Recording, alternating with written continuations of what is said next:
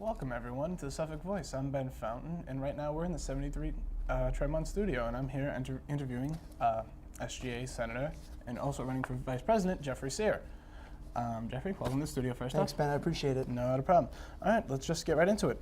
First off, explain the role as Vice President in SGA, and what are the goals that you would try to incorporate with being an SGA Vice President? Sure. Well, the goal of the Vice Presidency is not to only chair the Student Judicial Review Board we have as part of the Student Government Association, but also someone to reach out to the students and advocate for the students here on campus.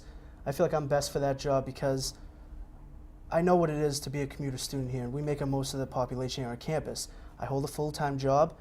I'm also a full-time student here, and I'm also the president of an organization here on campus, Political Science Association. I'm sure you've seen our new sweatshirts going around campus.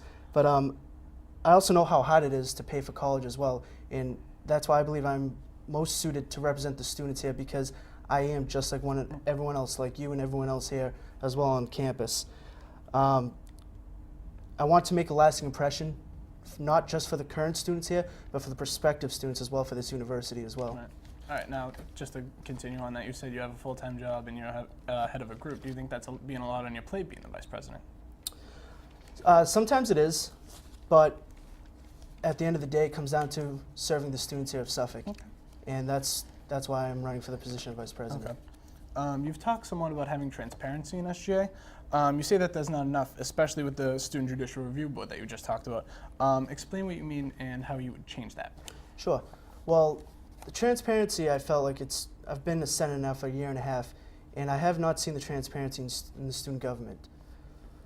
One way with the Student Judicial Review Board I plan to change if I'm elected as Vice President is the transparency. And what I mean by that is something tangible. For example, on my Suffolk, when you go onto a now formerly Campus Cruiser, I want a box on the side that will state Student Government Association, and in that will entail all the votes of what was done the past week, the motions, the ideas that were floated around, and also a box area for feedback so the students can leave feedback so they know what's going on within SGA. A part of being involved is the first step is knowing what's going on first, and that's our job and that's our responsibility, is to make sure that we get out there and we tell them what's going on. Okay. The students should have the choice to decide, and giving them that choice I feel like is absolutely the first step. Okay. Going on then, you seem to think that the current SGA administration is not doing enough to form the relationship with clubs and students on campus, and that the SGA might even have what you would call an image problem. If you are Vice President, how would you go about to change that?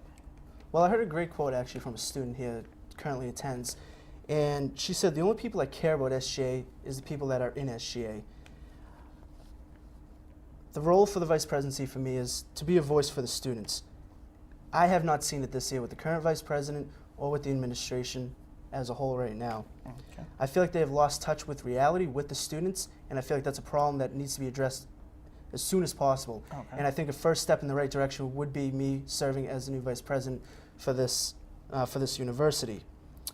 What Plato once said before is, people that run for elections, they only prepare for the elections, they don't care about the goals. I care about the goals here, I care about the students because I want to serve the students, and I feel like I've already accomplished some of my goals as an organization for Political Science Association, and now I want to take that a step further for the university.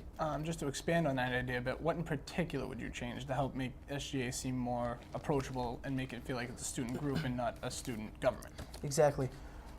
One position that I've always felt is the student government is not above any other organization or club on campus. And what I'm promising as Vice President is I'll attend every SGA recognized club. I'll attend one of their meetings per month for 15, 20 minutes. If they have an issue when it comes to paperwork, being a voice for them on campus, if they've had a problem with the administration, that they need to come talk to somebody, that I'm there for them. Wow. I think that's a big first step right now, is SGA taking the initiative to go out there for the students first and for the organizations and clubs, because it's what makes this university so great.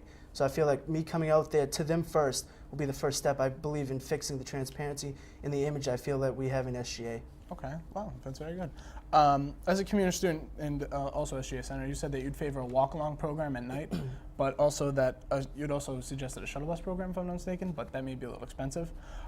Explain what those programs would entail and how you would try to go about getting them here. Well, the shuttle bus program was last year proposed by the current Vice President and was, quote, green-lighted, actually, last year when he was here being interviewed. This year I have not seen that. He came up to me and said, well, the provost shot it down. If it was green lighted before, why wasn't it done? If I'm a student right now, I'm frustrated with it. There was lofty promises made, it was not come through. What I'm favoring then instead, since the shuttle bus program right now for the university would be expensive, is I would favor a walk-along program. When you're here late at night, we have a hotline in place that you could call the Suffolk security, and they would escort you to the nearest T location or vice versa.